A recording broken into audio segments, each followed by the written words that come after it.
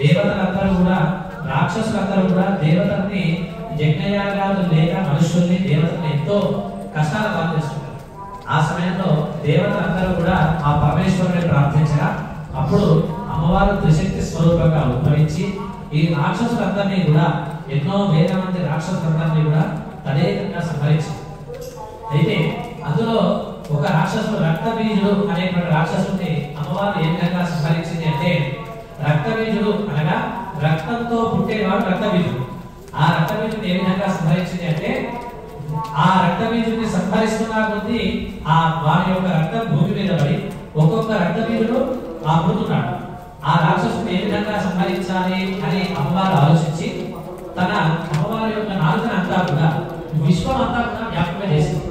అప్పుడు ఆ రాక్షసుని సంహరించి ఆ రక్త పొట్లు తన నాలుక మీద పడి అమ్మవారు వెండి వేసి అతను చంపివేసి, అంటే అమ్మవారు ఒక్కొక్క రాక్షసుని ఈ విధంగా సంహరించి అనేక లక్షలాది మంది రాక్షసుల్ని సంహరించినారు.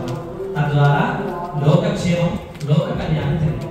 ఈ 13 అధ్యాయాలలో కూడా 10 అధ్యాయాల వరకు అమ్మవారు రాక్షసులందరినీ కూడా సంహరించింది. 11వ అధ్యాయంలో ఆ అమ్మవారిని అనేక విధాలుగా స్తోత్రం చేశారు. సర్వాభాగ ప్రజన త్రైలోక్య శ్యామేశ్వరి ఏమమేవ త్వయాకార్యం అస్మద్వేది విశాసనం. అమ్మ, 3 లోకాలకు అధిపతి మీరే అమ్మ, మిమ్మల్ని ధ్యానిస్తే మా కష్టాలన్నీ కూడా తొలగిపోతాయి అని ఈ విధంగా ఒక్కొక్క శ్లోకంలో ఒక్కొక్క విధంగా అమ్మవారు స్తోత్రం చేశారు దేవతలందరూ కూడా. అయితే ఈ చండీ హోమం చేస్తే ఏమొస్తుంది అంటే, శృత మహర్తి పాపాన్ని కథారోగ్యం మయచ్చది. డబ్బు, సంతానం, వివాహం అన్ని కూడా వస్తాయి అనుకోండి. అవన్నీ ఏముంటే వస్తాయండి అంటే ఆరోగ్యం ఉంటే వస్తుంది.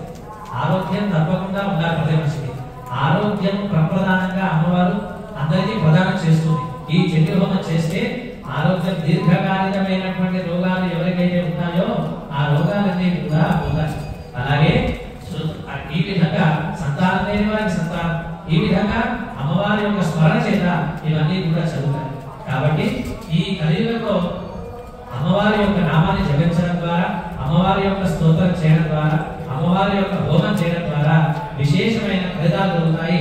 ఈ విధంగా ఎందరో ఋషులు, ఎందరో దేవతలందరూ కూడా అమ్మవారిని సంహరించి ఎన్నో అమ్మవారి యొక్క ధ్యానం చేసి, అమ్మవారి యొక్క సంకీర్తన చేసి ఎన్నో ఫలితాలను పొందినారు. కాబట్టి భక్తులు ఈ విధంగా ఈ స్తోత్రాన్ని అంతా కూడా మీరు చేసుకున్నారు. ఆ అమ్మవారి పేరుతోటి మీ అందరికీ కూడా ఆ అమ్మవారు అనేక రకాలుగా ధర్మార్థ కామ మోక్షాలన్నీ కూడా సిద్ధిస్తాయని